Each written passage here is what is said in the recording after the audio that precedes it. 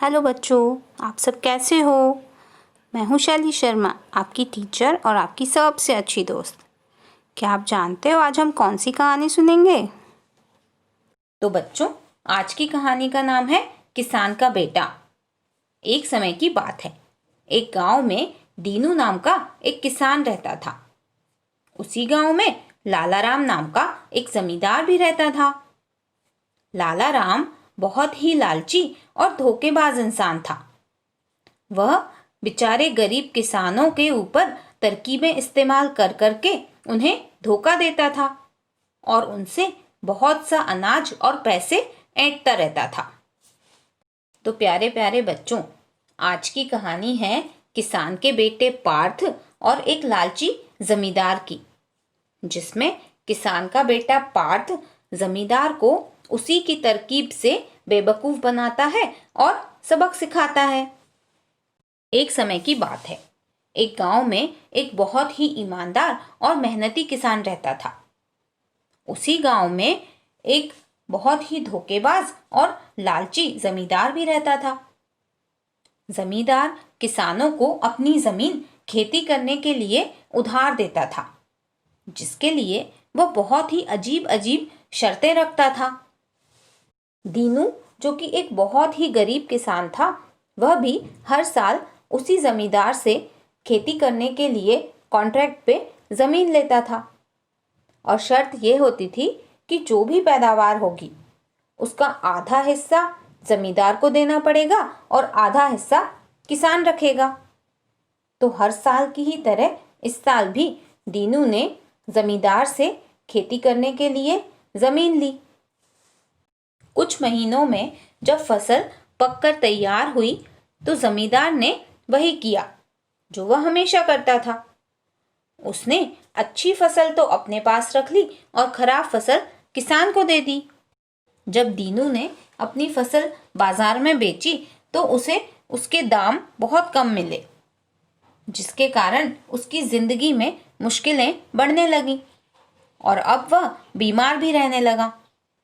तभी अचानक एक दिन शहर से उसका बेटा, जिसका कि नाम पार्थ था, वह छुट्टियों के लिए अपने घर आया।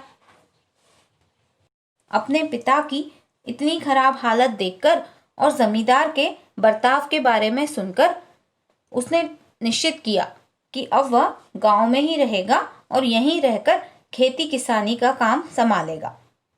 उसने अपने पिताजी से कहा कि अब आप चिंता ना करें और आराम करें, मैं खेती का पूरा काम संभाल लूंगा। इसके बाद किसान का बेटा जमींदार से मिलने उसके घर गया, परंतु किसान की जगह उसके बेटे को आता देखकर जमींदार ने पूछा कि तुम्हारे पिताजी कहाँ हैं?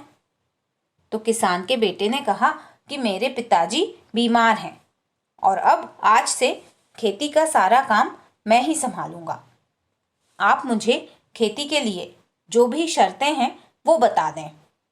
अब जमींदार ने सोचा कि अभी तक तो मैं इसके पिता को बेवकूफ बना रहा था, क्योंकि वो पढ़े लिखे नहीं हैं, लेकिन ये तो शहर से आया है और पढ़ा लिखा भी है, तो इसे बेवकूफ बनाना आसान नहीं है।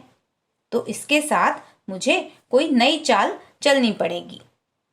तो जमींदार ने उससे कहा कि तुम खेत में जो भी बोना चाहो वो बो दो, लेकिन उसमें से ऊपर वाला हिस्सा मेरा रहेगा और नीचे वाला हिस्सा तुम्हारा रहेगा। तो पार्थ ने कहा ठीक है, और उसने खेत में जाकर अपना काम चालू कर दिया।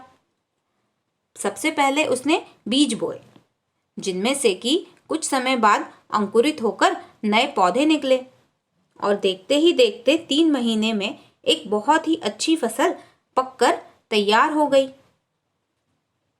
3 महीने बाद जब जमींदार अपना हिस्सा लेने के लिए पार्थ के पास आया तो पार्थ ने कहा, आइए मालिक आइए, देखिए कितनी अच्छी फसल पककर तैयार हो गई है। देखिए मैंने मूंगफलियां लगाई हैं, तो ऊपर वाली घास आपकी है और नीचे वाली मूंगफलियां मेरी हैं। अब आप अपना हिस्सा ले सकते हैं। यह सुनकर जमींदार को बहुत गुस्सा आया और वह गुस्से में वहां से चला गया, परंतु उसने यह निश्चित किया कि अब इस किसान के बेटे को वह सबक जरूर सिखाएगा।